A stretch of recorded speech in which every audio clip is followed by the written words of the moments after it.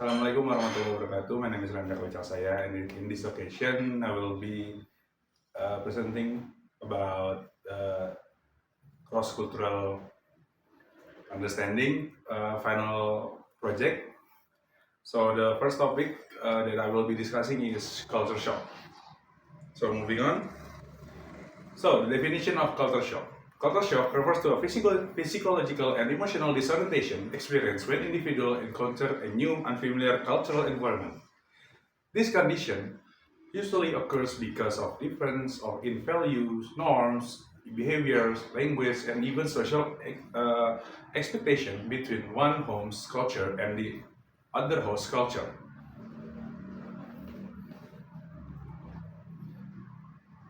So the second one is theoretical explanation. According to Ward and his colleague, culture shock is the part of the cross-cultural adjustment process, which this process involves emotional, cognitive, and behavioral adaptation. In the early stages, individuals often experience stress, confusion, and also anxiety. However, over time, they gradually adapt to the new culture. Therefore, culture shock is considered a normal and temporary experience, not only a personal failure. So, the first example is related to international student. An Indonesian student studying abroad may feel uncomfortable in a Western classroom culture, where the student openly challenge lecturer and freely express their opinion. This situation represents culture shock because the student faces different academic norms and communication style. The discomfort arises from contrasting cultural expectation regarding authority, classroom behavior, and participation. So, this means this example aligned with Ward et al. 2020, who emphasized that the difference in social norms are the major trigger of culture shock. So, the second example comes from a workplace context. A new employee working in a multinational company may struggle with informal communication style, flexible working hours, or direct feedback from supervisors. In this case, the employee experienced culture shock due to contrasting professional values and work ethic. This difference challenged previously learned behaviors and required cultural adaptation, as explained in cross-cultural adjustment theory. So this is the reference that I use for this presentation. So moving on into the part 2. So moving on to the second topic, which was non-verbal communication. So, what is the definition of nonverbal communication? Nonverbal communication refers to the transmission of message without using spoken or written language. It includes facial expression, gesture, posture, eye contact, body movement, and also physical distance. This definition is also explained by Knapp, Hall, and Horgan in 2021. Moving on into the theoretical explanation. According to Knapp et al. 2021, nonverbal communication plays a crucial role in expressing emotion and also regulating interactions. Nonverbal cues can reinforce or even contradict verbal messages. Importantly, these cues are often culturally specific, meaning that they can be interpreted differently across culture. So, moving on into the example 1. The first example is eye contact. In many Western culture, maintaining eye contact is associated with confidence and honesty. However, in some Asian cultures, prolonged eye contact may be considered disrespectful.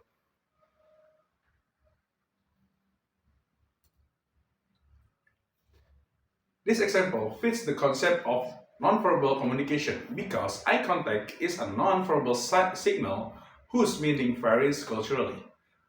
Misinterpretation may occur when individuals apply their own cultural norms to others.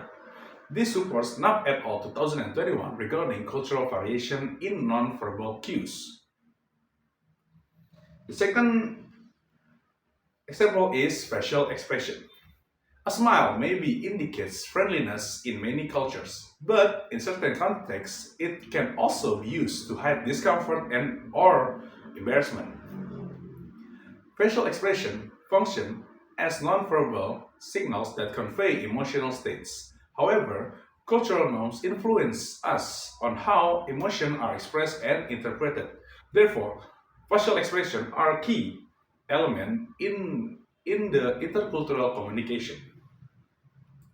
So this is the reference that I use for this topic regarding the non-verbal communication in human interaction. So moving on into the case study, the first case study is stereotype of Chinese Indonesian.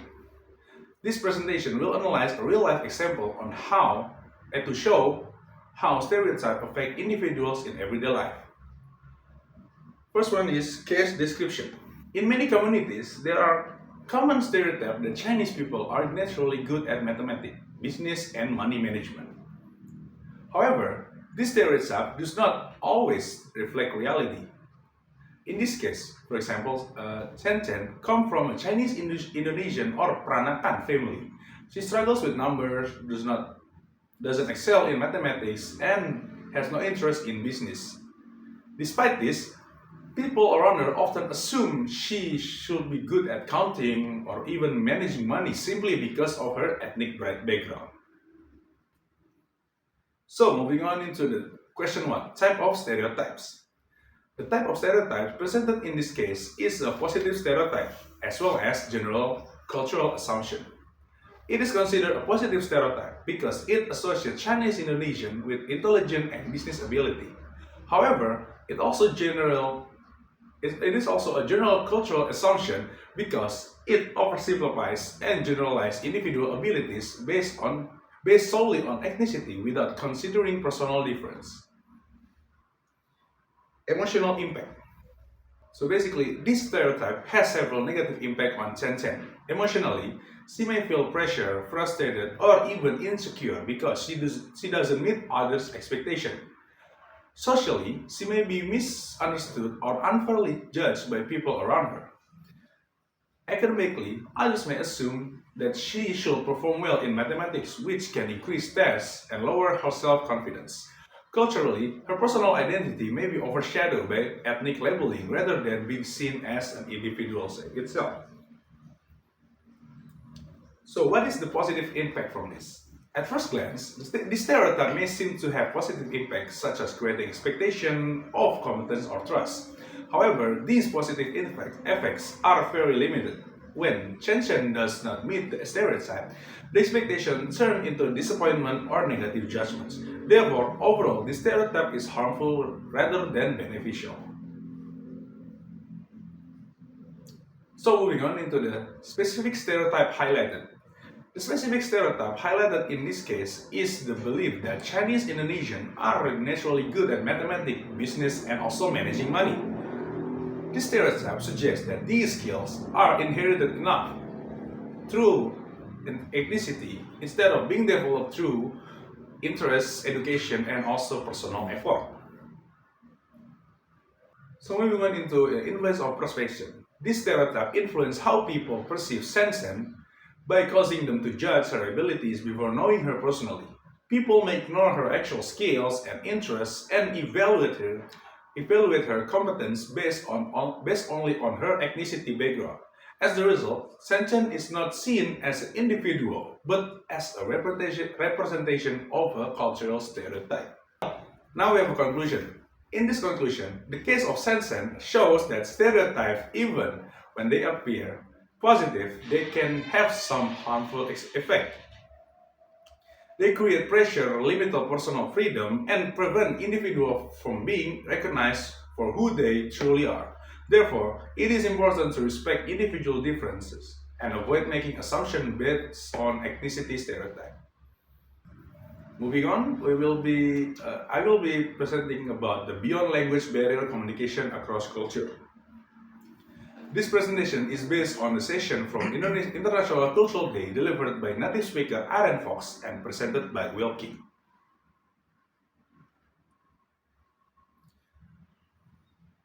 And, we have language versus communication. Language is a tool that allows us to exchange words. However, communication is a process of building shared understanding.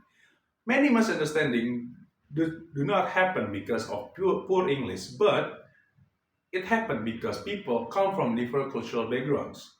Culture itself shows culture itself how. shapes how messages are interpreted. Lalu tadi ke double sama suara Oh, gue. yeah. Di sini nih.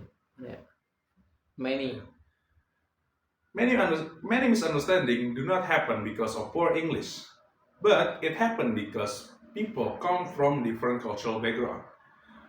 Culture itself shapes how messages are interpreted, not just on how they are spoken.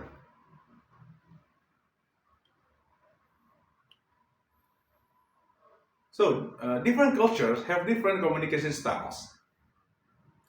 Direct communication focuses on clarity and efficiency and is common in Western cultures.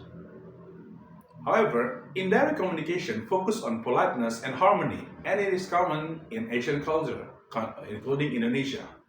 The problem arises when the people apply their own cultural expectation to others. Many conflicts are caused by misconception rather than miscommunication. This means people misunderstand the intention behind the message, not the language itself. Researchers discuss the presentation. It shows that more than 70% of communication problems are in cultural nature. The key of this presentation is that the language builds connection, but culture builds understanding. To communicate effectively across culture, we need cultural awareness, not only our language skills. I would like to present a case study about body language misunderstanding. In this case, Amran, an Indonesian student, felt confused when an American friend greets him by raising a hand with the finger spread open. In Indonesian culture, this gesture commonly misunderstood as a signal to stop. However, in the United States, the same gesture is often used as a casual greeting or a wave. Because of this difference, Amran felt unsure how to respond to it.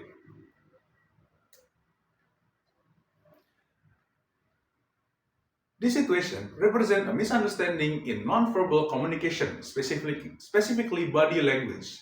The misunderstanding occurs because the same gesture has different meaning in different cultures. Amran interprets the gesture based on Indonesian cultural norms, while his American friends uses it according to American cultural norms.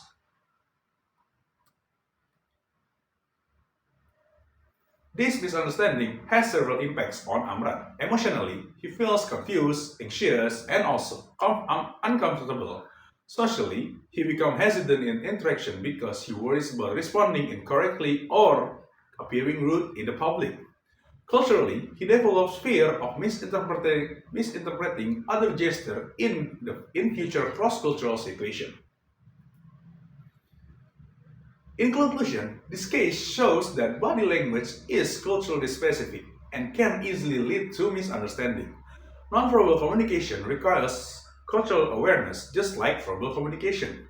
By understanding cultural differences, individuals can communicate more confidently and avoid unnecessary discomfort. Thanks for your attention. I think it's enough for me. Wassalamualaikum warahmatullahi wabarakatuh.